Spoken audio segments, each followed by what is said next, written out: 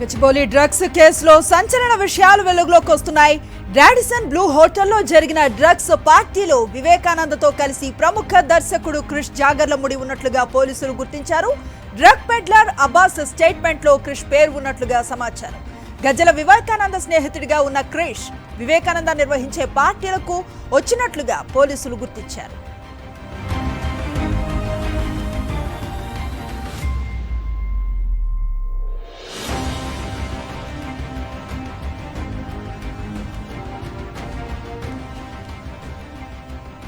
ఇదే అంశానికి సంబంధించిన మరింత సమాచారం మా కరెస్పాండెంట్ సాయి కిరణ్ అందిస్తారు. సాయి కిరణ్, చూస్తూ ఉన్న మరో కీలక సమాచారం బయటకు వచ్చినట్లుగా కనిపిస్తోంది.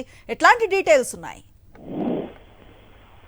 ఇప్పుడు ప్రస్తుతం గచ్చిబౌలి పోలీస్ స్టేషన్ లిమిట్స్ లో రాడిసన్ బ్లూ హోటల్లో చిక్కినటువంటి డ్రగ్స్ నిందితులకు సంబంధించి 10వ నిందితుడిగా ఎఫ్ఐఆర్ దాఖలు చేసినటువంటి క్రిష్ డైరెక్టర్ జాగర్లముడి క్రిష్ గా పోలీసులు గుర్తించారు.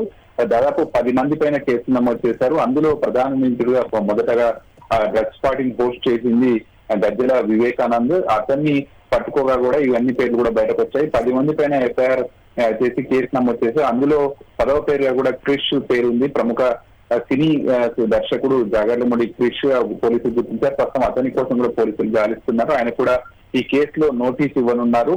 ముఖ్యంగా 3 గ్రాముల కొకైన్ అనేది ఈ రాడిసన్ బ్లూ హోటల్లో లభించింది. వీరు పోలీసులకు వచ్చినటువంటి పక్కా సమాచారంతో పోలీసులు వీళ్ళు రైడ్ చేయగా కూడా అప్పటికే అరగంట ముందే వీళ్ళంతా కూడా అక్కడి నుంచి వెళ్లిపోయారు. ఆ సీసీ కెమెరాల ఆధారంగా ఉన్నటువంటి వాళ్ళని గుర్తించగా అందులో 2 యువతులతో పాటు 8 మంది ఉన్నారు. అందులో డ్రగ్ పెడ్లర్ గా ఉన్నటువంటి అబ్బాస్ ను విచారించగా ఇవన్నీ వివరాలు పోలీసులకు బయటపడ్డాయి.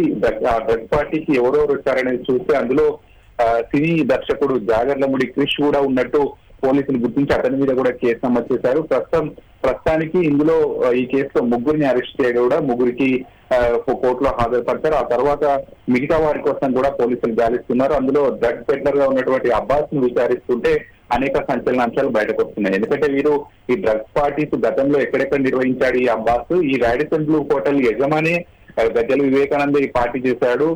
ముఖ్యంగా ఈ రాడిసన్ బ్లూ హోటల్ తనదే కాబట్టి అందులోకి ఎవరు రారు. సో సేఫ్ ఈ డ్రగ్ పార్టీకి ఈ హోటల్ అనేది సేఫ్ గా భావించి ఆయన 2 రూమ్లు బుక్ చేసి డ్రగ్ పార్టీలు నిర్వహిస్తున్నట్టు కూడా పోలీసులు గత వారం నుంచి వస్తున్నటువంటి సమాచారంతో ఈ రైడ్ చేశారు. ఈ రైడ్ లో దాదాపు 10 మంది ఉన్నట్టు సీసీ కెమెరాలు గుర్తించారు. అందులో ఈ సినిమా ఇండస్ట్రీకి సంబంధించి దర్శకుడు జాగర్లముడి క్రిష్ ఉండడం అనేది ఇప్పుడు సంచలనం కలిగిస్తుంది. మనకి డ్రగ్ కేసులు ఎప్పుడు బయటకు వచ్చినా కూడా సినీ లింక్స్ అనేటువంటి బయటపడుతూనే ఉంటాయి.